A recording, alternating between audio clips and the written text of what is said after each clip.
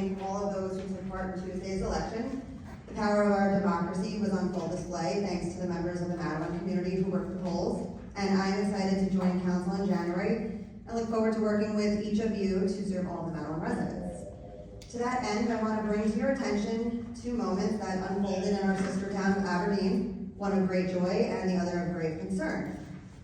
Thursday evening, I attended the Aberdeen Town Council meeting, and as many of you know, the band and our color guard from Matawan Regional were being honored for their recent victories.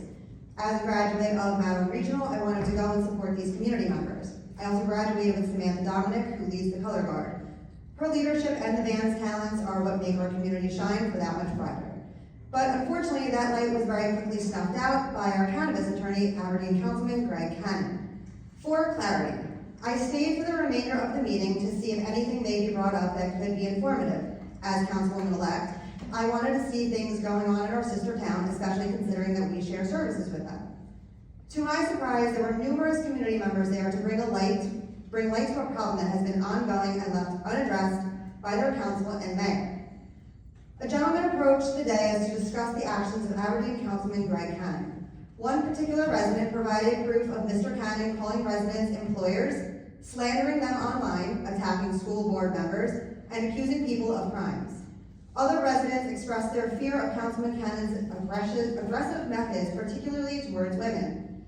After Councilman Cannon was presented with his own words, the meeting swiftly turned into him bringing up grievances towards supposed political enemies, wherein he mentioned my attendance as being part of some political hit job.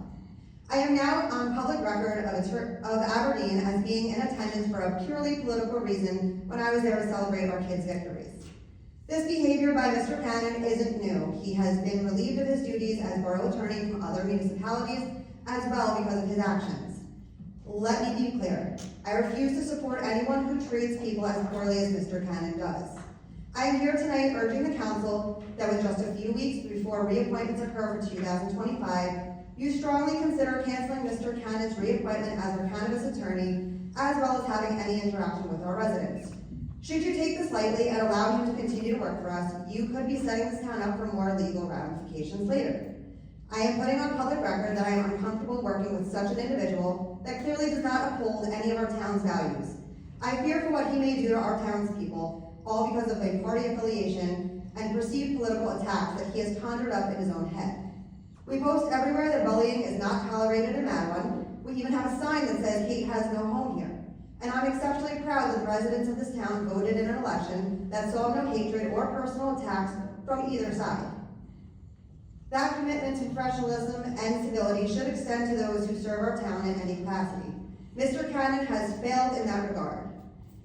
Please stand behind those words and do not reappoint Greg Cannon to Matawan. You have 6 weeks to find a suitable replacement. Now I ask you all, and I would prefer that you actually have an answer and not a typical brush away, thanks for your comment response. But the residents want to know, do you believe that this behavior is acceptable, and will you seek to remove Mr. Cannon? Thank you for your comments. Again, that's rude.